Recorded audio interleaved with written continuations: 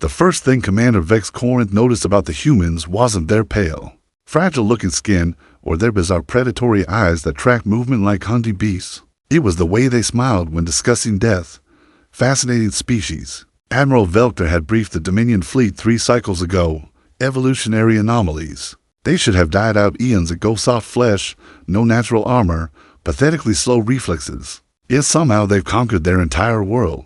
The Velkari Admiral's mandibles had clicked in what passed for amusement among his kind.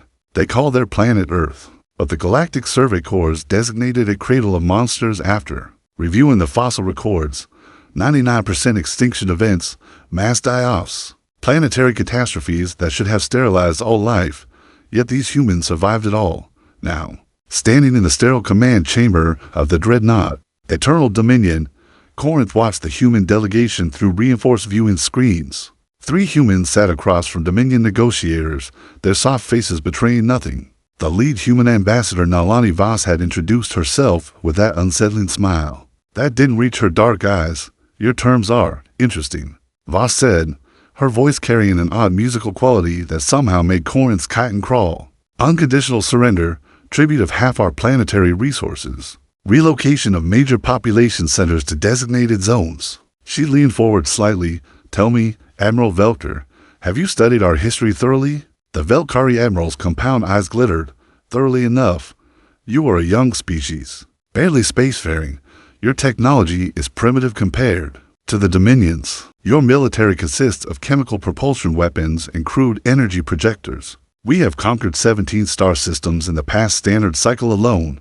Impressive. Voss nodded, but I noticed you didn't answer my question about studying our history. Your history is irrelevant. Velker's translator rendered his clicks and hisses into standard galactic. You will submit, or your species will be classified as hostile and dealt with accordingly. Corinth noticed something strange then. The other to humans, a dark-skinned man with scars crossing his temple, and a woman whose augmented left arm seemed to twitch slightly had begun that same smile. It spread across their faces like an infection. Commander Corinth, Voss addressed him directly, somehow knowing his rank despite no introductions. Your tactical analysis of Earth's defenses, what did it reveal? Standard planetary defense grid. Corinth found himself answering before Velker could interrupt. Orbital platforms. Surface-to-space batteries. A modest fleet of perhaps 200 vessels. Nothing that could withstand a full Dominion assault. Modest, Voss repeated, tasting the word. Yes, I suppose it would appear that way. Tell me, in your analysis, did you skim beneath the planetary surface? A chill ran through Corinth's exoskeleton. They had scanned, of course, but the readings had been confusing. Vast underground networks, but they'd been dismissed as natural cave systems or mining operations. You see, Voss continued, her smile growing wider, Earth really is the cradle of monsters. But here's what your xenobiologists missed: we didn't just survive alongside the monsters. She leaned back in her chair, fingers steepled.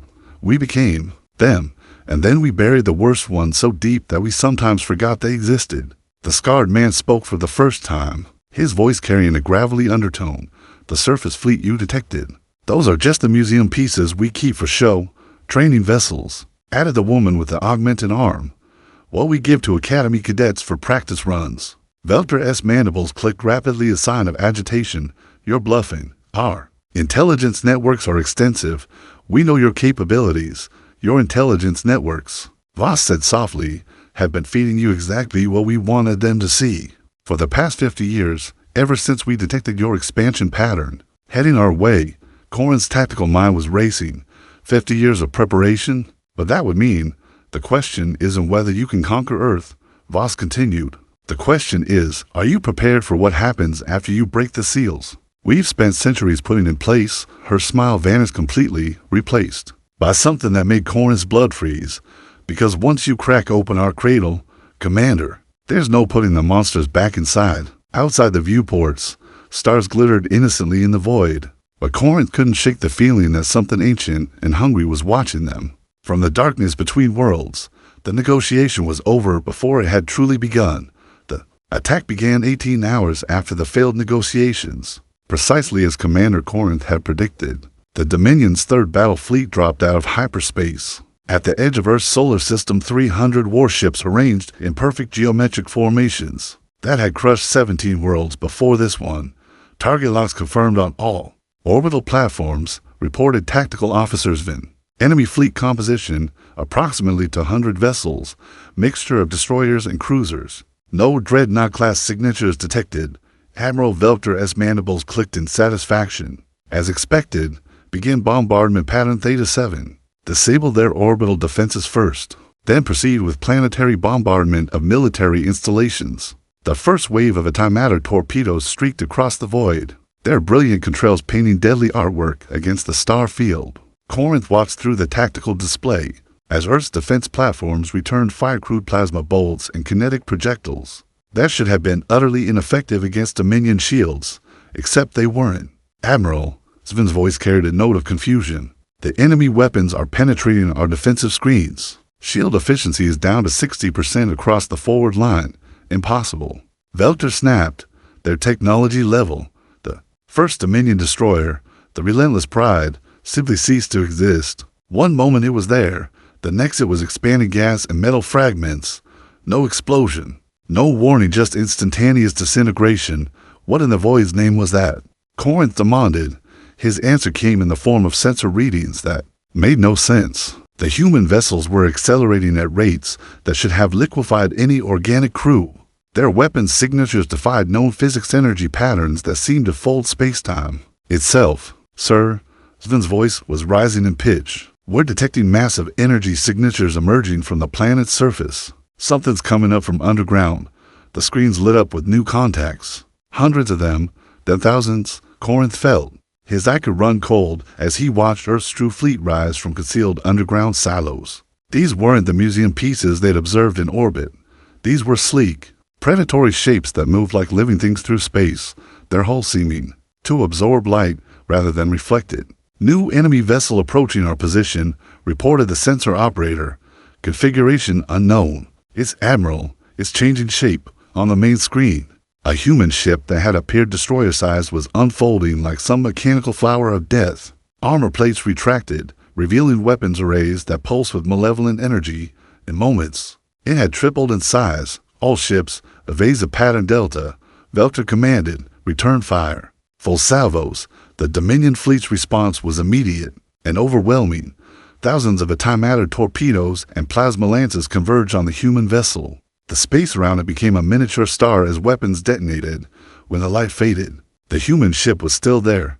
Not just intact, it looked completely undamaged. Impossible. Corinth whispered. Then the human ship spoke, not through communications. Channels directly into their minds. A voice like grinding stone and dying stars filled the command chamber. We are the Leviathan's dream. We who were buried beneath the Pacific Trench. We who swam in nuclear fire and fed on dying suns. You have awakened us from our long sleep. The ship, if it could still be called a ship, opened fire. The beam that lanced out from its primary weapon wasn't energy or matter. It was something else entirely, something that made reality scream. It struck the heavy cruiser Dominion's wrath, and the massive warship simply folded in on itself, its hull crumpling like paper before vanishing into a point of absolute darkness. Gravitational weapon, Corinth shouted over the alarms. They're weaponizing black holes. More human vessels were rising from Earth's surface now, each one a nightmare of impossible engineering. Ships that looked like they'd been grown rather than built, their hulls rippling with organic movement. Vessels that seemed to exist in multiple dimensions simultaneously, their outlines shifting and blurring. Admiral, the communications officer called out, we're receiving a transmission from the human fleet. Velter's compound eyes fixed on the main screen as Ambassador Voss's face appeared. Behind her, Corinth could see what looked like the interior of a living creature walls that pulsed with bioluminescent veins, surfaces that moved with subtle, breathing motions. I tried to warn you, she said, her voice carrying that same musical quality. But now it sounded like a funeral dirge. Earth is the cradle of monsters because we learned long ago that to survive, we had to become worse than anything that could threaten us. Her smile returned, but this time it revealed teeth that looked too sharp, too numerous. The ships you're facing now, they used to be living creatures. Cosmic horrors we hunted to extinction and then rebuilt as weapons. The crew you're speaking to, we stopped being entirely human centuries ago. A new voice joined hers, multiple voices speaking in perfect harmony. We are the synthesis. We are what humanity became when we realized that flesh alone wasn't enough to survive. What's out here in the dark? Corinth watched in horror as human ships began to literally tear Dominion vessels apart, not with weapons, but with mechanical appendages that erupted from their hulls. They were feeding, growing stronger with each kill. Fall back, Velter commanded. All ships, retreat to hyperspace. But when the first ships tried to jump, nothing happened. The humans had somehow locked down local space-time. They were trapped in the Cradle with the monsters they'd awakened. The massacre lasted 6 hours. Commander Corinth watched from the bridge of the Eternal Dominion as the human fleet systematically dismantled the Dominion's third battle fleet. These weren't just ships fighting ships, this was something far more primal and terrifying. The humans hunted like a pack of apex predators that had evolved beyond the need for conventional physics. Status report. Admiral Velter demanded, his mandibles clicking in rapid panic sequences. 47 vessels destroyed, 63 critically damaged. Tactical officers been reported, his chitinous exoskeleton pale with shock. The enemy has suffered 0 casualties, sir. Their ships are actually growing larger after each kill. Corinth confirmed this nightmare with his own sensor readings. The human vessel that called itself Leviathan's Dream had consumed the mass of 6 Dominion destroyers and now measured twice its original size. Worse, it had spawned smaller craft from its hull offspring that moved with the same predatory intelligence. He is their parent. Admiral, the communications officer interrupted. We're receiving another transmission from the human fleet. This one's different. The main screen flickered, then showed not Ambassador Voss, but something that might have once been human. The figure wore what appeared to be a uniform, but it was difficult to tell where the fabric ended and flesh began. Its face was a patchwork of organic and mechanical elements, eyes that glowed with internal fire, and when it smiled, the expression revealed something that had evolved far beyond mere teeth. I am Fleet Admiral King Dracos, the figure announced. Former human, current monster. I speak for the deep fleet, those vessels we buried beneath Earth's crust. Well, we realized they were too dangerous even for us. The creature's laugh was like grinding metal. Your Admiral Velter wanted to know our history. Let me educate him. The screen shifted, showing images that made Corinth's sanity recoil. Massive creatures dying in atomic fire. Humans and primitive. Spacesuits standing over the corpses of things that defy description. Scientists in underground laboratories, working with fevered desperation to weaponize horrors beyond imagination. 1 billion years ago, Earth was invaded by the Devourer's cosmic parasites that consumed entire galaxies. They nearly won, turned our Cradle into another dead world. But humans have one evolutionary advantage that your intelligence missed, Admiral. Dracos leaned closer to the camera, and Corinth could see that his skull had been partially replaced with some kind of processing unit. We learn, we adapt, we become. More images flashed, humans injecting themselves with alien DNA, merging their consciousness with captured cosmic horrors, building ships from the living flesh of defeated enemies. We didn't just defeat the Devourers, Dracos continued, we became them. Then we became something worse. Then we buried the worst parts of ourselves so deep that we could almost pretend to be civilized. Again, the transmission ended, but the horror was just beginning. Space around Earth began to crack, literally crack, like a broken mirror, revealing something underneath reality itself. From these fissures emerged vessels that hurt to look at, directly ships that seemed to exist in 11 dimensions simultaneously, their hulls covered in eyes that tracked movement across impossible angles. Sir, Sven's voice was barely a whisper. New contacts emerging from subspace. Configuration, I can't classify them. They don't appear to follow standard physics. Corinth watched the sensor readings with growing despair. Energy signatures that registered as both matter and antimatter simultaneously. Ships that were somehow larger inside than outside. Vessels that appeared to be moving backward through time. How many? Velter demanded, impossible to determine. Sir, the sensors keep giving contradictory readings. At least 10,000, possibly infinite. The deep fleet had arrived. Admiral Dracos' voice echoed across all frequencies. You wanted to conquer the Cradle of monsters. You've cracked it open. Now you get to meet what we've been keeping buried for 1,000 years. The first deep ship to engage the Dominion fleet didn't fire weapons. It simply existed near a heavy cruiser, and the cruiser began to age rapidly. Corinth watched in horror as the triumphant conquest's hull corroded. Its crew transmitted screams of terror as they experienced millennia of entropy in seconds, and then the entire vessel crumbled to dust. Time distortion weapons, Corinth realized. They're accelerating local temporal fields. Another deep ship, this one shaped like a geometric impossibility, that folded through itself released what looked like metallic spores. These struck a destroyer and immediately began replicating, transforming the vessel into something alive and screaming. The converted ship turned its weapons on its former allies, but now its plasma cannons fired streams of liquid suffering. "We need reinforcements," Velter said, his voice cracking. "Signal the first and second battle fleets. Full mobilization, sir." The communications officer reported, "We can't reach fleet command. The humans are jamming all hyperspace communications. We're cut off." Corinth studied the tactical display with a strategist's eye, searching for any possible advantage. What he found instead was the end of everything he thought he knew about warfare. The human forces weren't just winning, they were playing with their food. Ships that could have destroyed the entire Dominion fleet in minutes were instead demonstrating increasingly creative forms of destruction. They were teaching the Dominion to fear, one horrific death at a time. "Admiral," Corinth said quietly, "we need to surrender." Velter's compound eyes fixed on him with fury. "Surrender is not an option. The Dominion does not. The Dominion is about to cease existing." Corinth interrupted. "Look at the pattern.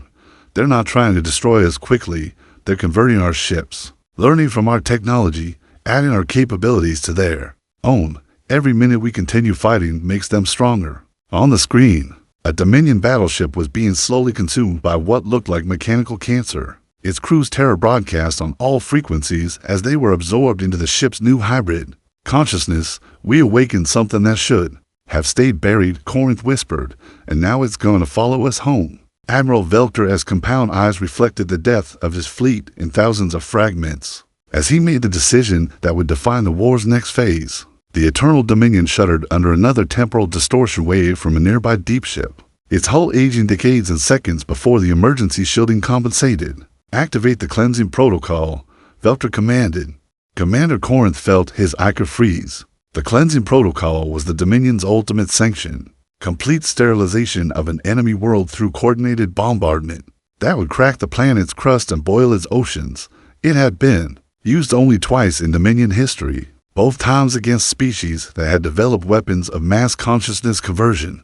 "Sir," Corinth protested, "the protocol requires minimum safe distance of—" "We're already dead, Commander." Velter cut him off. His mandibles clicked in the rhythm of final prayers. "But we can still prevent these abominations from spreading beyond this system. Signal all remaining vessels. Converge on Terra's star. We end this by ending them." The human response was immediate and terrifying. Fleet Admiral Dracos's laughter echoed across every communication channel as the remaining Dominion ships, fewer than 80 now, began their desperate rush toward Earth's sun. "Ah, the nuclear option. We were wondering when you'd try that." The screen showed his hybrid face twisted in what might have been amusement. "Corinth, isn't it? The tactical one. You understand what your admiral is attempting." Corinth found himself nodding despite everything. "Good," Dracos continued. "Then you'll appreciate the irony. You're trying to use our own star as a weapon against us. But you see, we've been living with that star for millennia. We've learned its moods, mapped its magnetic fields, tasted its solar wind." His expression shifted to something predatory. "We've even taught it to sing." The star began to change. What had been a stable G-type yellow dwarf suddenly pulsed with new colors, deep purples and sickly greens that shouldn't have been possible in stellar spectra. Solar flares erupted in geometric patterns too precise to be natural, reaching out like grasping fingers toward the approaching Dominion fleet. "Impossible," Sven whispered. "They've somehow gained control of stellar mechanics." "Not control," Dracos corrected. "Somehow hearing them. Partnership. We offered our star something it had never experienced before, consciousness. In return, it offered us its power." The first solar flare to reach the Dominion formation struck the heavy cruiser Righteous Victory. Instead of the expected electromagnetic disruption, the flare seemed to flow over the ship's hull like liquid fire. Where it touched, the metal began to transform, taking on organic characteristics. The ship screamed, for it was screaming now. Through speakers and hull vibrations filled the comm channels. "They're converting our ships into more of those things," Corinth realized. The tactical situation deteriorated rapidly. The Dominion fleet was caught between the advancing human forces and their own corrupted star. Ships that had been struck by solar flares turned on their former allies with weapons that seemed to fire pure stellar plasma. New contacts, Sven reported, his voice cracking. Something's emerging from the star itself. Corinth watched in fascination and horror as creatures of living fire began to separate themselves from the solar corona. They were beautiful and terrible beings of pure energy that rode solar winds, like ancient sea creatures riding ocean currents. But these weren't natural stellar phenomena. They moved with purpose, with intelligence, with hunger, solar dragons. Dracos explained conversationally. We've been breeding them in the star's core for the past 2 centuries. Magnificent, aren't they? Each one contains the focus rage of a dying sun. The first solar dragon to reach the Dominion fleet wrapped itself around the battleship Imperial Dominance. The contact lasted only seconds, but when the creature moved on, nothing remained but a perfectly spherical void in space, not even debris. They're not destroying matter, Corinth breathed, understanding flooding through him. They're converting it directly to energy and feeding it back to the star. Admiral Velter had gone silent, his compound eyes fixed on displays that showed the systematic annihilation of everything he had built his career on.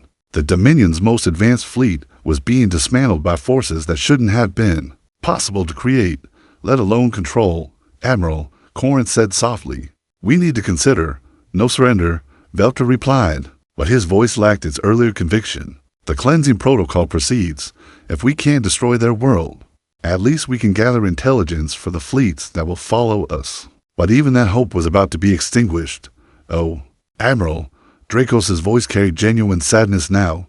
Didn't anyone tell you? We've been monitoring your hyperspace beacons for the past 6 hours. We know exactly where your reinforcements are coming from. In fact, we've already sent them a little gift. The main screen shifted to show a new image, deep space, somewhere, far from Earth's system, but space itself looked wrong-twisted, as if reality had been knotted by invisible hands through the distortion. Massive shapes moved with purpose, ships that dwarfed even the Dominion's super dreadnoughts. But these weren't ships in any conventional sense.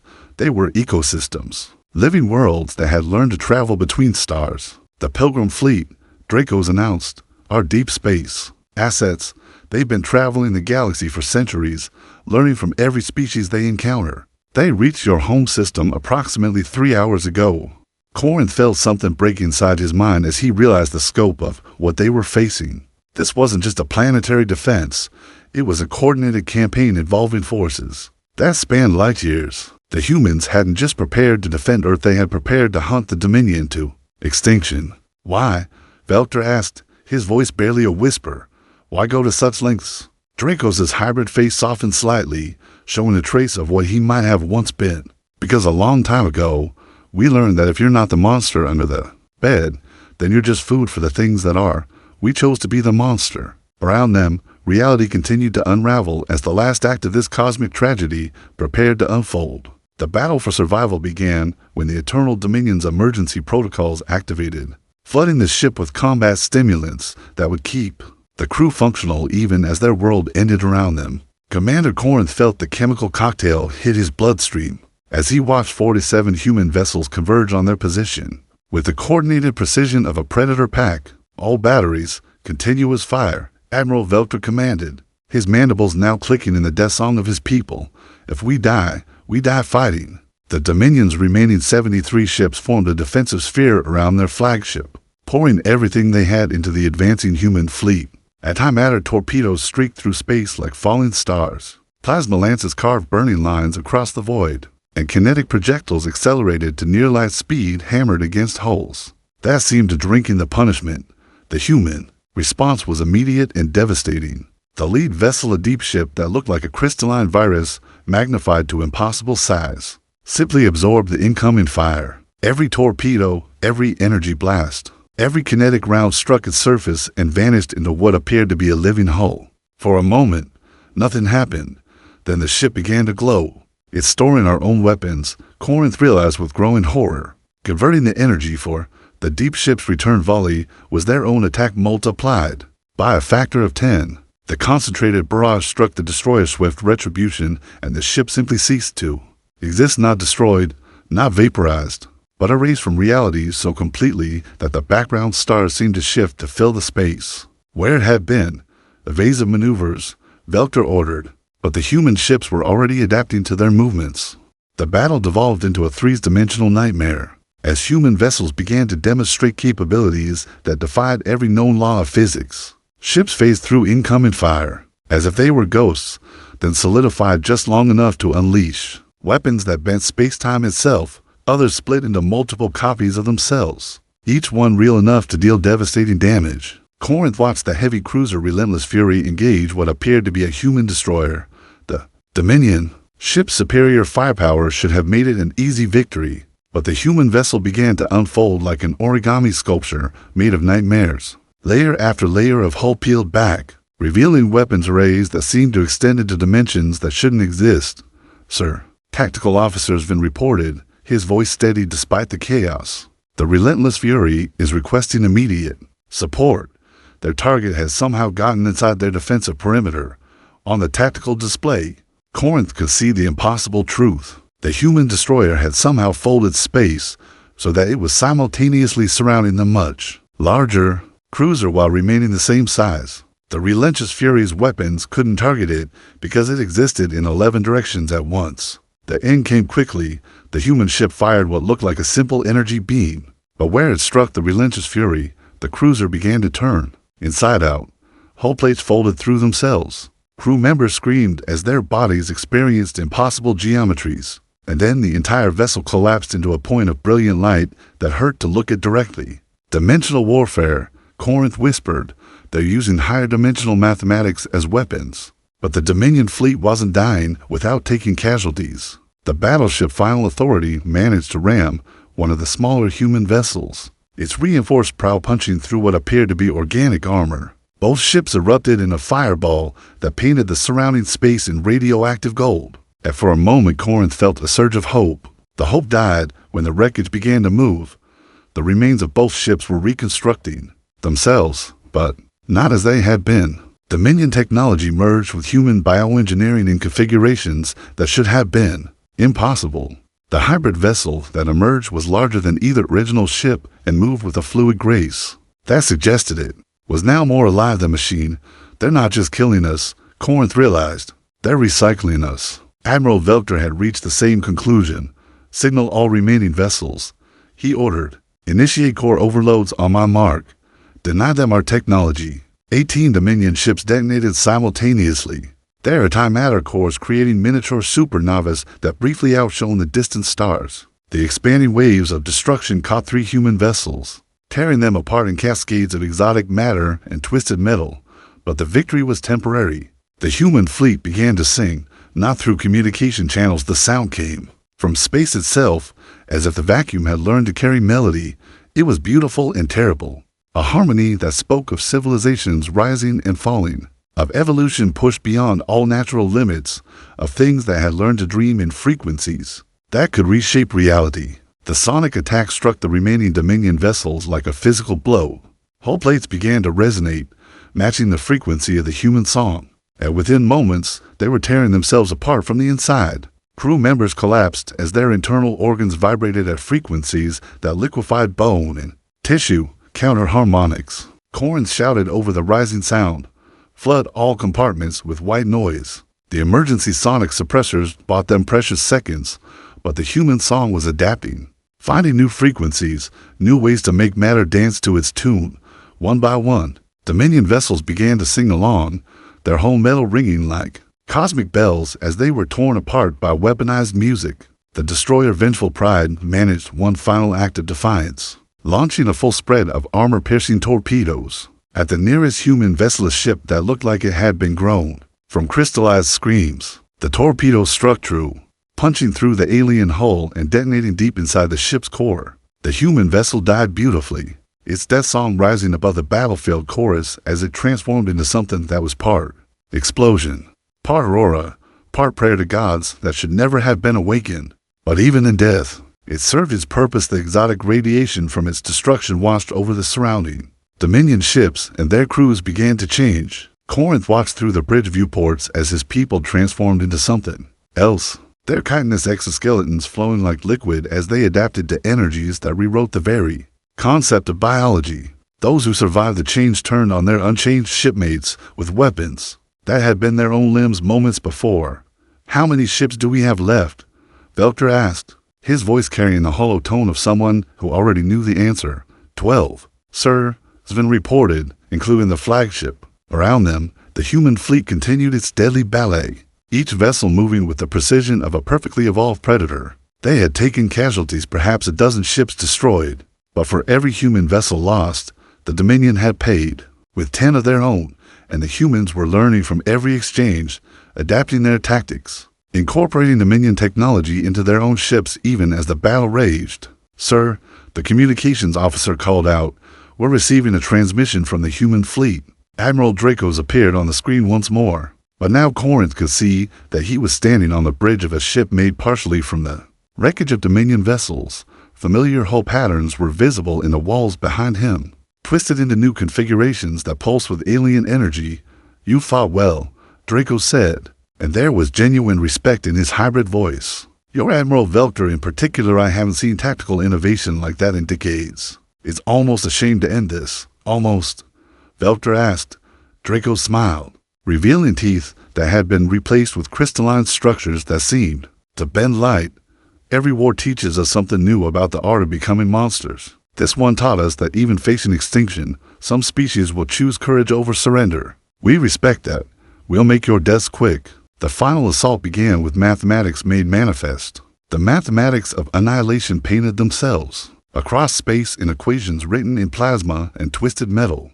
Commander Corinth watched from the bridge of the dying Eternal Dominion as reality itself became a weapon in human hands, transforming the final battle into something that existed somewhere between physics and nightmare. Hull breach on decks 7 through 15, reported Chief Engineer Tolvik, her voice steady despite the chaos. Atmosphere venting, but we've sealed the affected sections. We can still fight.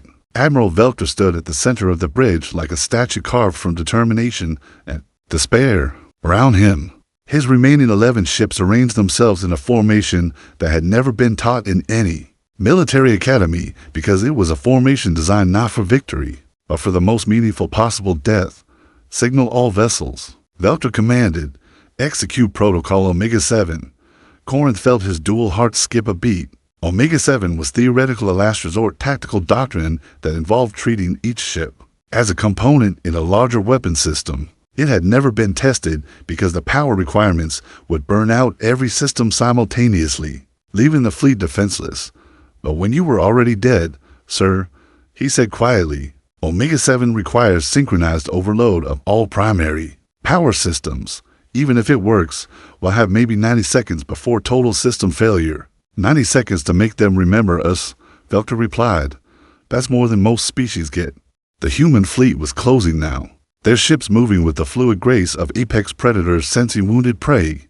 Corinth counted 43 vessels, each one a masterpiece of impossible engineering.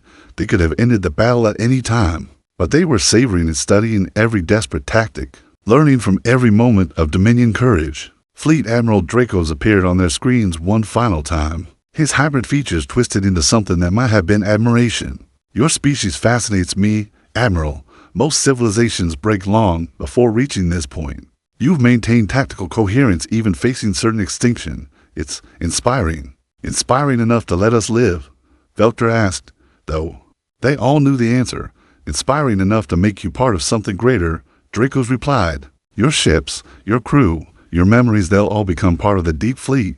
Your courage will live on in our vessels. Your tactical knowledge will guide our strategies. Your spirit will fuel our expansion across the galaxy. No, Velter said simply, we die as ourselves, as you wish. But know that your choice makes this a tragedy rather than a triumph. The human ships began their final approach, and Corinth could see the exotic weapons charging along their hull's reality distortion. Fields that would unmake the Dominion fleet at the quantum level.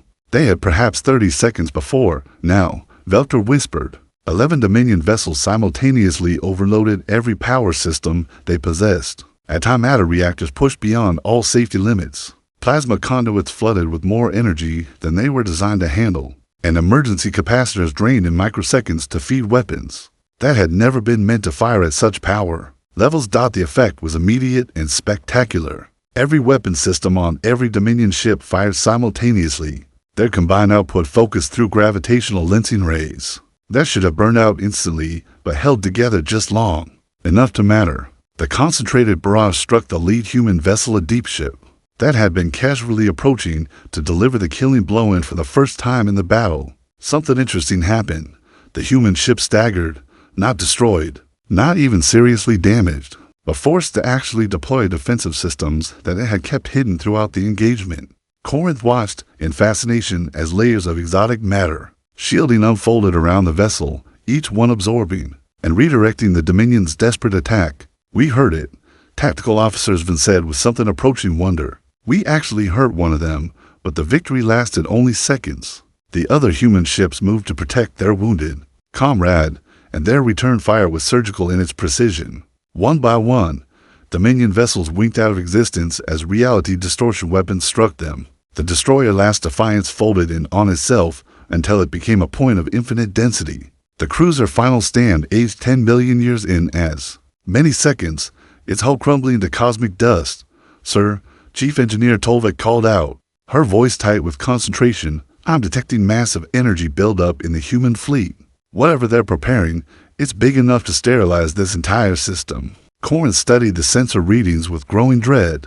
The human ships were linking together somehow, their individual power signatures merging into something that registered as a single massive entity.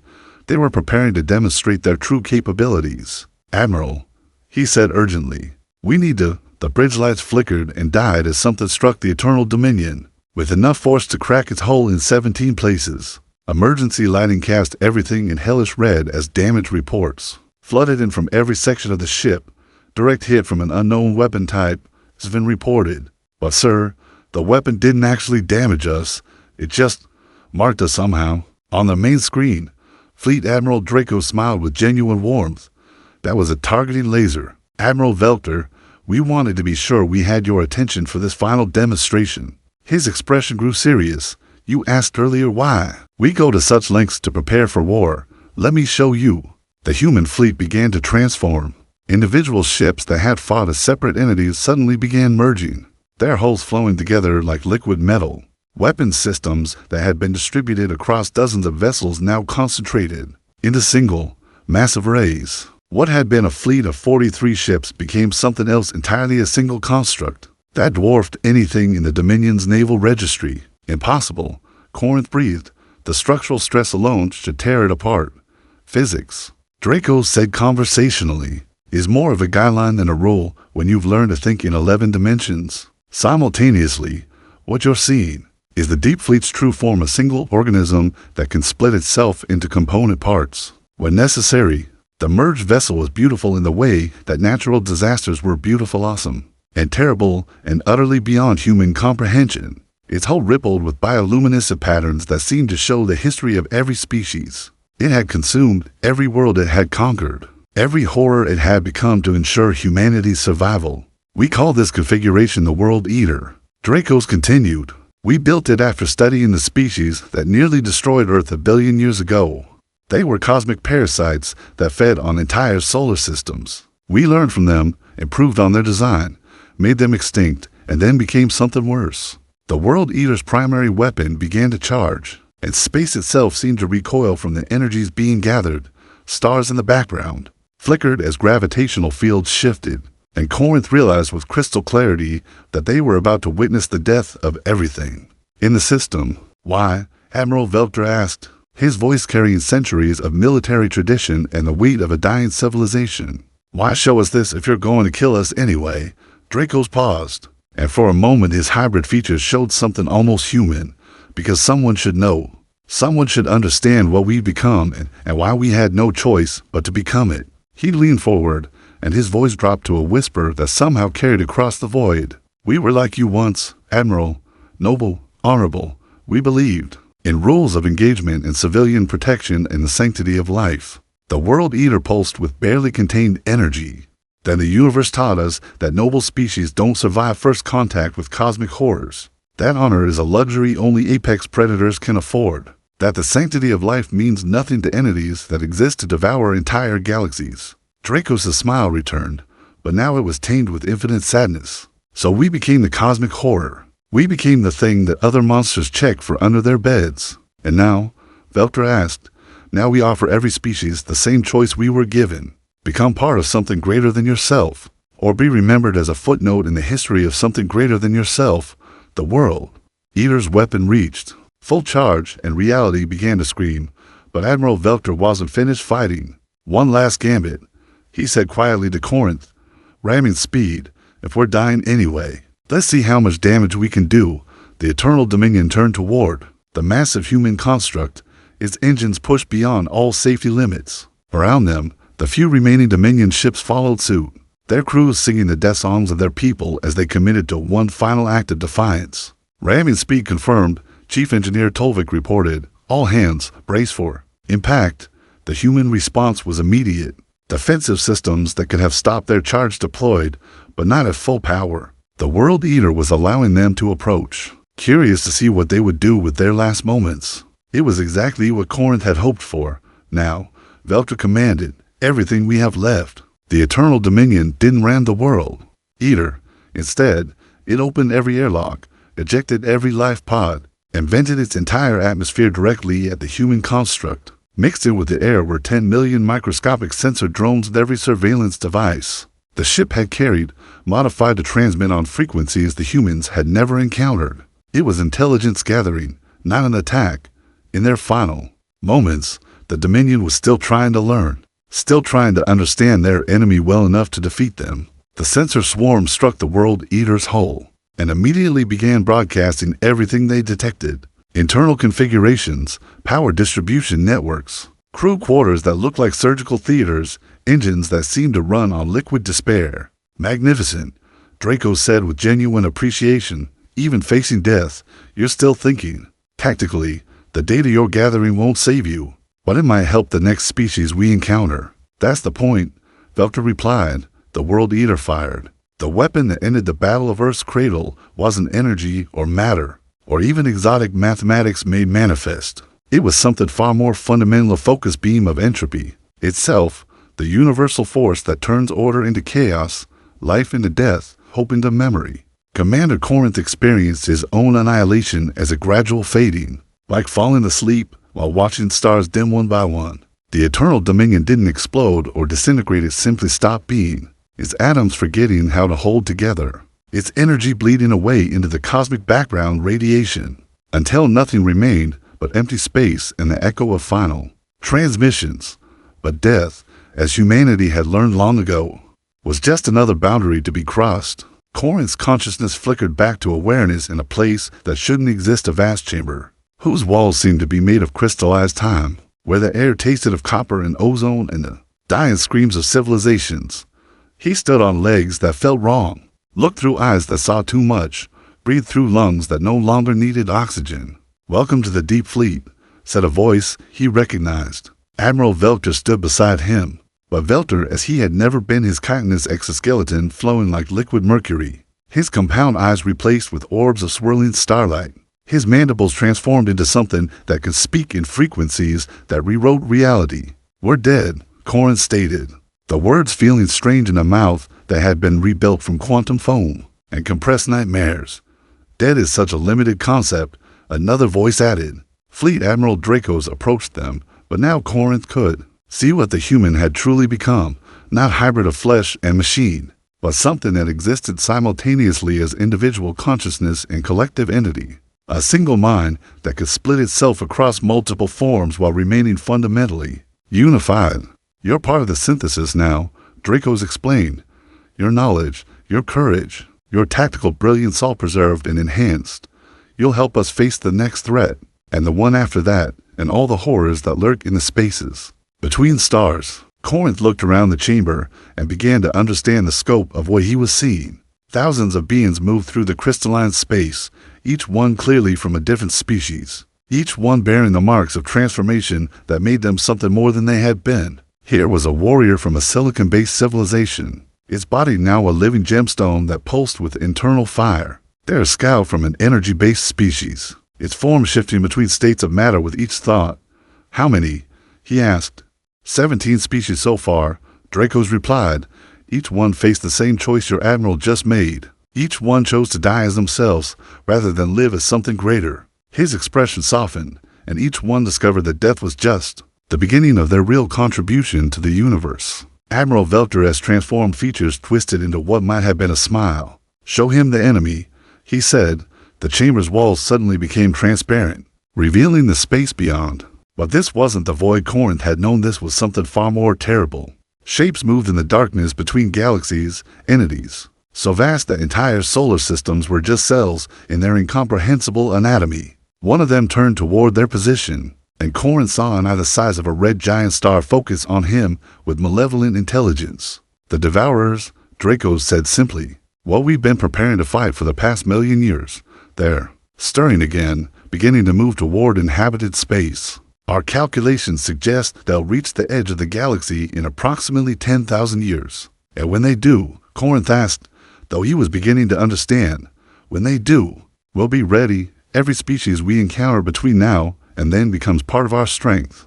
Every world we conquer adds to our capabilities. Every civilization we absorb brings new perspectives on how to wage war against entities that exist beyond conventional physics." Velter gestured toward the viewing wall, where human ships were already departing Earth's system, heading toward distant stars. "Your sensor data from the final battle provided excellent intelligence on 17 Dominion worlds. The first and second battle fleets are probably mobilizing as we speak, convinced they can succeed where the third failed."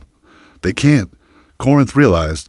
"No," Draco's agreed, "but they'll teach us new ways to fight, new technologies to adapt, new forms of courage to incorporate into our collective consciousness. By the time we're finished with the Dominion, we'll be strong enough to face the next cosmic horror that threatens inhabited space. And after that, we find the next threat and become strong enough to face it too. Evolution never stops, Corinth. The universe keeps producing new forms of terror, so we keep evolving new forms of strength." Draco's turned to face him fully, and Corinth could see galaxies being born and dying in the depths of his transformed eyes. "That's what it means to be human. Not the flesh we were born in or the world we came from, but the choice to become whatever we need to become to protect the things we love." Through the crystalline walls, Corinth could see Earth hanging in space like a blue-green jewel, but now he could perceive the deeper truth. The planet wasn't just humanity's homeworld. It was the strategic center of a defensive network that spanned half the galaxy. Automated shipyards hidden in asteroid belts, weapon platforms disguised as moons, entire species living in carefully maintained ignorance, while humanity's true children watched over them. "From the shadows, the Cradle," he said softly, "the fortress." Draco's corrected. "Earth is where we learn to become monsters so that everything else could remain innocent. Every horror we've absorbed, every nightmare we've transformed into a weapon, every cosmic terror we've made part of ourselves, it all serves one purpose: to ensure that when the real darkness comes, there will still be light worth protecting, Admiral." Velter placed a hand on Corinth's shoulder, and the touch carried the weight of shared understanding. "Your species fought well, Commander. Your sacrifice has meaning. When the Devourers come, they'll face not just humanity's strength, but the combined might of everyone who ever chose courage over surrender on Earth's surface." Normal humans went about their normal lives, never knowing that their species had become the galaxy's immune system against cosmic cancer. They fell in love and raised children and created art and dreamed of better tomorrows, protected by monsters who had once been human and chosen to remain human in all the ways that truly mattered. "Welcome to the Deep Fleet," Draco said again, but this time it sounded like a blessing rather than a curse. "Welcome to the war that never ends, fought by the Guardians who were never supposed to exist." In the darkness between stars, ancient hunger stirred and began to move toward inhabited space. But they would find no easy prey waiting for them. They would find Earth's children, grown vast and terrible, and utterly committed to ensuring that some things remained forever beautiful. The cradle of monsters had opened, and the monsters were ready to fight for everything they had learned to love. Humanity had kept its promise to the universe. They had become the dark so that others could live in the light. And when the time came to pay that terrible price, they would pay it gladly, knowing that somewhere children still laughed and lovers still dreamed, and the stars still sang songs of hope. The war for existence would continue, but it would not be fought alone.